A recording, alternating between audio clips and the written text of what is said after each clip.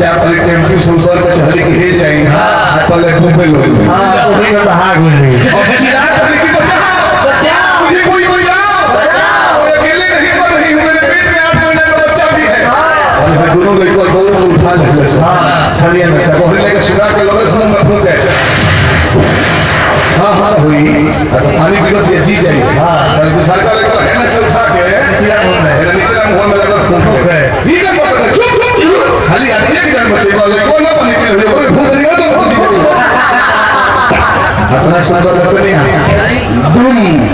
हां गुड बात सुनने हम हां जी दादा का सो जाना में पानी को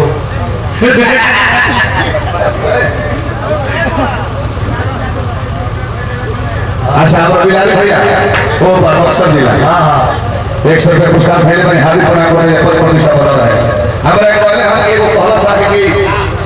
आए जूता खींचो एक का पांव दे एक का सोरे जा हमें बात देखो एक का सूर्य जा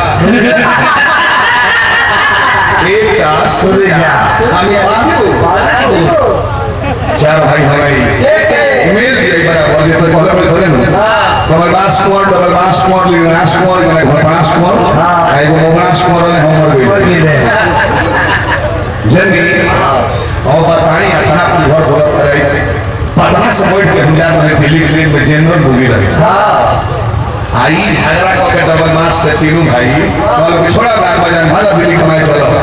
और देखने को कुमार जी लोग हैं बना का मैं छोड़ दे परिवार सलाह हम कोई तो सीट जनरल बोगी में खचा खोज करवा जाए खचा खोज भरो भी हां तो बैठबो कहां एक बोले भाई पर बैठी का कर ले पनाई कर कोने वो मोर विकलांग सीट पर बैठा लेने को रखे 30 साल हो रहले आई का दोनों भाई को खड़ा रहे कि नए नए चमड़ा के जूता पहनले रहे और कि तो खड़ा होई तो सब बोल नहीं कर सकते तीनों जना 6 गो जूता होई 3 दूनी 6 कुर्सी के नीचे बाजी हलो आ पहले भोर पड़ास के हवा खुला हां दलील गणास बहुत रहे भैया कहाँ होता पता नहीं खुदरा कौन कर बैठ ढेर पैसा मिला पर काम भी बढ़ जाता वो कहता हूँ गोटा काम होता है छोटी वाला काम बढ़िया चंपारण जिला में लगा था बलिया जिला दूसरा जिला वो कहता हूँ मोर वाला काम होगा छुट्टियाँ में काम होता जल्दी भूलवा देता है लोग कहने वाले हम और जाने की पहले काम होता है हवा खुला तो डबल बात बात चुप रहो ट्रेन रफ्तार से जाती है 150 किलोमीटर पर घंटा गहरी बादल बढ़ जाता है और पहले कुछ देर के बाद लीलगास के पेशाब आ गया खड़े खड़े ट्रेनों में अपना भीड़ में कहा बोले ट्रेन में पैदल में ढुकल पड़े और वो कुछ देर डबल मास की कहावत हुई गुड़ भी जाता है चुप बदली कर जाता है पता नहीं झीसी है कल का शौचालय लगे मोदी के तो कहाँ जोड़ी चादरा उड़ के 6 जूता में हल्का हल्का बांट दे ले अब उतरे के बाद जब उड़ जूता में ढुका होता भगवान से लेना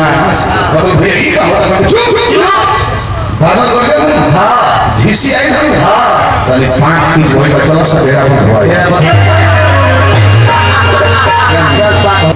और भाई बहुत बड़े को ध्यान दो नाचने जब वो सब देखा जाए हमारे 15 साल से हम कुर्सिया के बढ़िया बरोबर लेके खड़ा रहे प्रधान जी हिलबो ना कर ले बताओ तो ऐसे इतना सुंदर 30 डिग्री में हिलत बोल रहे भाई ये कम अच्छा 5 घंटा खड़ा हो जाओगे तो 5 जने को रिचार्ज खत्म कर देंगे हमारे कहले अगर तू अगले जन्म में चौपाया हो गई तो हम का बनी चौपाया में जाए तो वो दिक्कत बा हां 60 वर्ष के लोग भले मारते तो ऐसा जगह पर हरी हरी छोड़ को भागो सबसे निकल का उपाय जब कॉलेज में पहले जिला में कुछ चौपाया में हो कुकुर एलसीसी एंड डॉग एसी में घूमो बिस्कुट खाए मीट खाए तो हो तो हरो के बात हो हम कुकुर बने तो पीली बनी हो कार्तिक में ट्यूशन पढ़ के आई 1.5 घंटा विधानसभा से घुमा के लिखी नया सब लागू किए हैं नीतीश कुमार जी नहीं है यहाँ से बलिया ले जाके हुआ है और घुमाया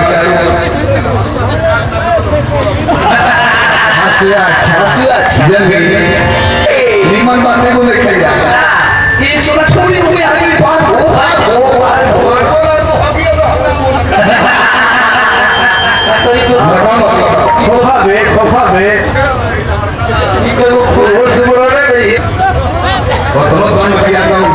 तो आधे घंटा में फिर उड़ाएगा और सही वो मेहनत ना करे गुरु जी से कहे हमें आशीर्वाद दी कि हम आगे बढ़ जाएंगे मेहनत ना करे प्रणाम गुरु जी आशीर्वाद दी कि आगे बढ़े गुरु जी किसी आगे कहे कहते जो ये अतना ना बढ़े कि कोनो दुकानों के सामने खड़ा होकर दुकानदार नहीं आगे बढ़े